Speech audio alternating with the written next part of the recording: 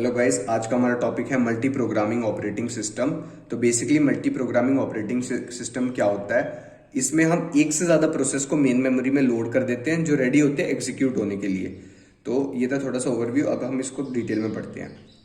ये हमारी main memory, ये हमारा प्रोसेसर एंड ये हमारी सेकेंडरी मेमोरी। तो मल्टी प्रोग्रामिंग ऑपरेटिंग सिस्टम में क्या होता है, हम प्रोसेसेस को लोड करते रहते हैं सेकेंडरी मेमोरी से मेन मेमोरी में, और जो प्रोसेस एग्जीक्यूट हो जाता है उसको अनलोड करते रहते हैं, उसको वापस हम सेकेंडरी मेमोरी में भेजते रहते हैं। क्योंकि अगर वो अपनी स्पेस खाली करेगा तभी सेकेंडरी मेमोरी से दूसरा प्रोसेस जाके मेन मेमोरी में जुड़ेगा, और हर एक प्रोसेस को हमारा सीपीयू एग्जीक्यूट कर रहा होता है वन बाय वन।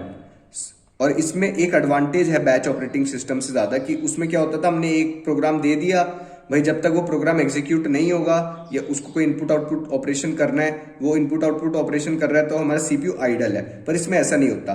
सपोज हमारे इस प्रोग्राम को इनपुट आउटपुट ऑपरेशन करने के लिए जाना है, तो ये इनपुट आउटपुट ऑपरेशन करने के लिए चले जाएगा, और तब हमारा सीपीयू इस प्रोसेस पे स्विच कर देगा। इसको हम बोलते हैं कंटेक्स्ट स्विचिंग।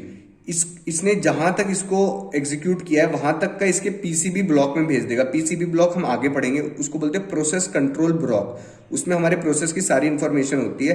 तो कंटेक्स्ट स्विचिंग के दौरान हम इसके सारी जहां तक ये एग्जीक्यूट हुआ है उसको पीसीबी के सीपीयू रजिस्टर में सेव कर देंगे, और जब ये प्रोसेस इनपुट आउटपुट ऑपरेशन करके वापस आएगा तो सीपीयू इसको वहीं से एग्जीक्यूट करेगा जहां पे इसको छोड़ा था। तो अब ये प्रोसेस इनपुट आउटपुट ऑपरेशन के लिए चले गया, तो हमारे सीपीयू ने कंटेक्स्ट स्विच कर लिया और वो बी प्रोग्राम पे चले गया। अगर बी प्रोग्राम को भी इनपुट आउटपुट ऑपरेशन की जरूरत है तो कंटेक्स्ट स्विच करके दूसरे प्रोग्राम पे चले जाएगा।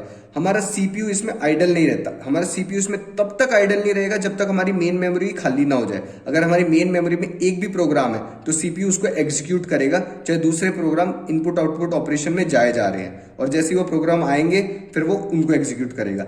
ये होता है सिंपल सा फंडा मल्टी प्रोग्रामिंग ऑपरेटिंग सिस्टम का। अब हम इसकी थोड़ी सी थ्योरी देख लेते हैं। In multi-programming operating system, more than one process is loaded in the main memory which are ready to execute। वही हमने पढ़ा था, एक से ज्यादा प्रोसेस मेन मेमोरी में लोड कर देते हैं जो रेडी होते हैं एग्जीक्यूट होने के लिए। इन this type of operating system many processes are loaded from secondary memory to main memory, and if a process needs input output operation during execution or running state, then CPU or processor switches from one process to another process. This is called context switching। तो हमने वही पढ़ा था, more than one process load होते रहते हैं main memory में execute होने के बाद वो वापस अनलोड होते रहते हैं और सेकेंडरी मेमोरी में सेव होते रहते हैं। और अगर हमारे किसी प्रोसेस को जरूरत पड़ रही है इनपुट आउटपुट ऑपरेशन की, तो वो अपने इनपुट आउटपुट ऑपरेशन करने चले जाता है, और उस दौरान हमारा सीपीयू कंटेक्स्ट स्विच कर देता है दूसरे प्रोग्राम में, मतलब स्विच कर देता है दूसरे प्रोग्राम में। ठीक है, फिर सीपीयू यूटिलाइजेशन इंक्रीजेस। भाई सीपीयू यूटिलाइजेशन इंक्रीज ही हो रही है क्योंकि हमारा सीपीयू वेट ही नहीं कर रहा। अगर एक प्रोग्राम इनपुट आउटपुट ऑपरेशन के लिए जा रहा है तो हमारा सीपीयू उसी टाइम कंटेक्स्ट स्विच कर दे रहा है। ठीक है, हमारा पॉइंट है, in this type of operating system CPU is not idle till there is no process in main memory. वही हमने पढ़ा था, हमारा सीपीयू तब तक आइडल नहीं होगा जब तक हमारे मेन मेमोरी में एक भी प्रोसेस पड़ा है। अगर कोई प्रोसेस नहीं पड़ा तो हमारा सीपीयू आइडल हो जाएगा, नहीं तो हमारा सीपीयू आइडल नहीं हो सकता।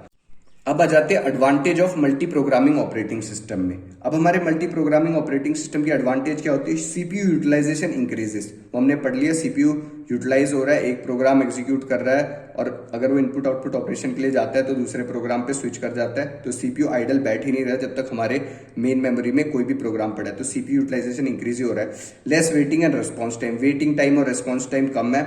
Disadvantage, CPU scheduling required. CPU scheduling क्या होती है? किस प्रोसेस को कब हमें प्रोसेसर प्रोवाइड करना है उसकी जरूरत पड़ेगी। इसमें अगर कोई प्रायोरिटी वाला आ गया, फर्स्ट कम फर्स्ट बेसिस पे है, तो सीपीयू शेड्यूलिंग की जरूरत पड़ेगी। फ्रैगमेंटेशन मतलब ब्लैंक स्पेसेस बहुत ज्यादा होती है मेन मेमोरी में, ये इसकी डिसएडवांटेज है। पेजिंग मतलब हमारा प्रोसेस ऊपर नीचे कहीं भी अनऑर्डर्ड वे में सेव हो जाएगा, इसको बोलते हैं पेजिंग। तो ये थी हमारी एडवांटेज और डिसएडवांटेज, एंड ये था हमारा मल्टी प्रोग्रामिंग ऑपरेटिंग सिस्टम।